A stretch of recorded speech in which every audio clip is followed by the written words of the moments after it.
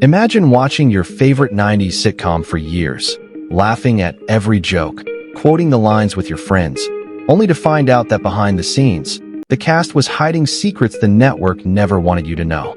Secrets about feuds, backroom deals, career sabotage, and even the truth about who really inspired the show. Today, we're pulling back the curtain on Living Single. And trust me, once you hear what the cast finally revealed, you'll never watch it the same way again. Living Single wasn't just another sitcom. It was groundbreaking, a bold, unapologetic celebration of Black friendship, ambition, and culture at a time when TV was still heavily dominated by white-centered storylines. Premiering in 1993, it gave the world Kata, Max, Reen, Sinclair, Overton, and Kyle. 6 unforgettable personalities navigating life, love, and careers in New York City. But what most fans never realized is that the show's legacy isn't just about the laughs. Behind the scenes, there were intense rivalries, studio politics, and shocking industry moves that nearly destroyed everything the cast had built. From disputes over pay and creative control to the surprising truth about how Living Single directly influenced one of the biggest shows in TV history to the heartbreaking confessions the cast made years later. This story has layers you've never heard before. And here's the thing, the cast themselves have only recently started speaking openly about what really went down. Some of these revelations will make you proud, others will leave you stunned, and a few might even make you angry.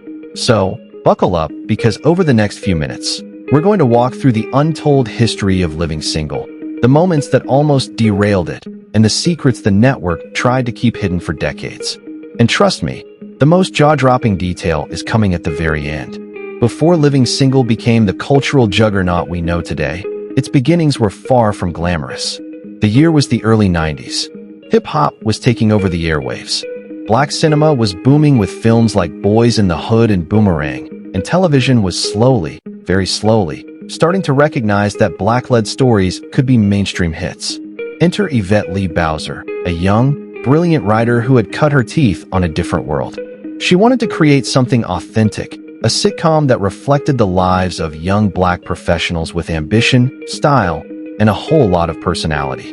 Drawing inspiration from her own circle of friends, Bowser crafted a concept about 6 roommates and friends navigating careers and relationships in New York City.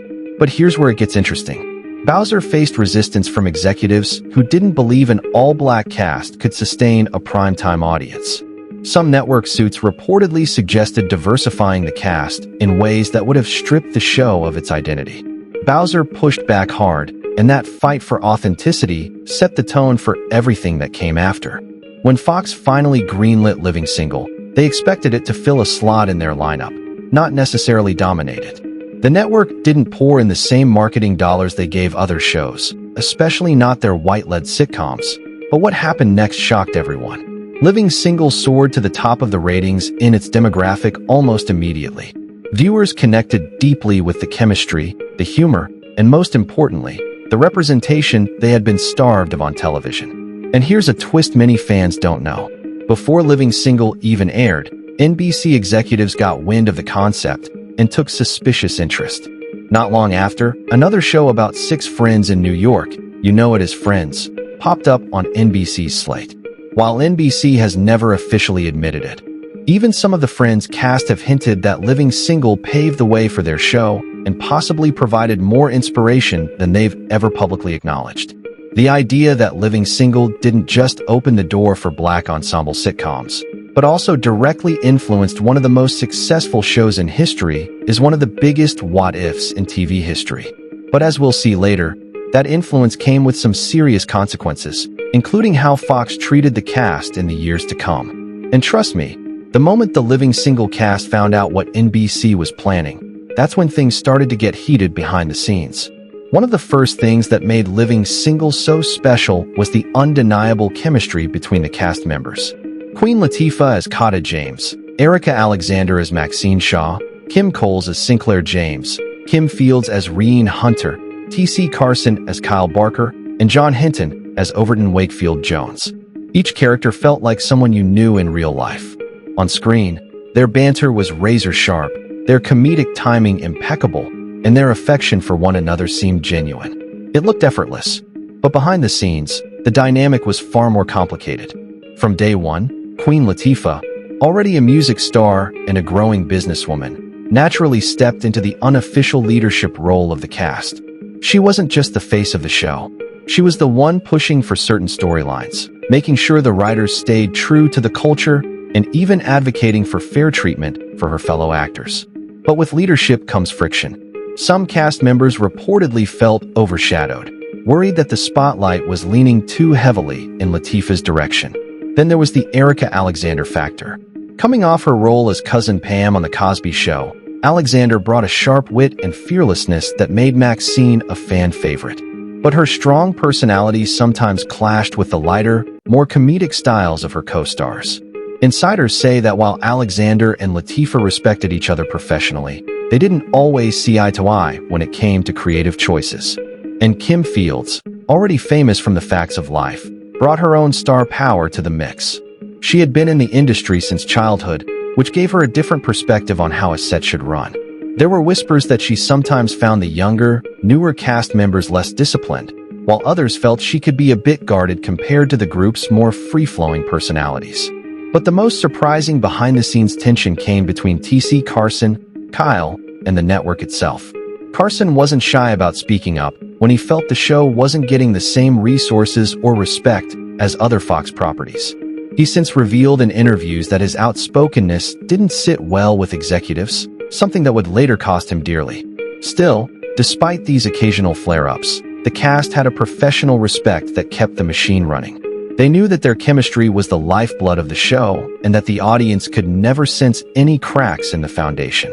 But here's the thing. Even the strongest chemistry can't withstand the pressure when the network starts playing favorites. And that's exactly what happened when Fox began shifting its focus to other shows in the mid-90s. And the fallout from that decision. It hit Living Single harder than anyone expected.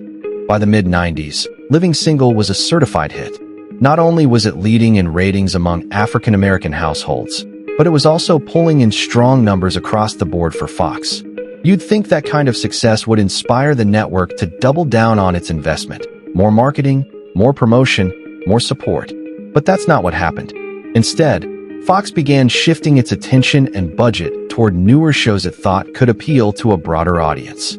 Translation: they started prioritizing white-led sitcoms like Friends and Mad About You type programming, shows that had suspiciously similar setups to Living Single.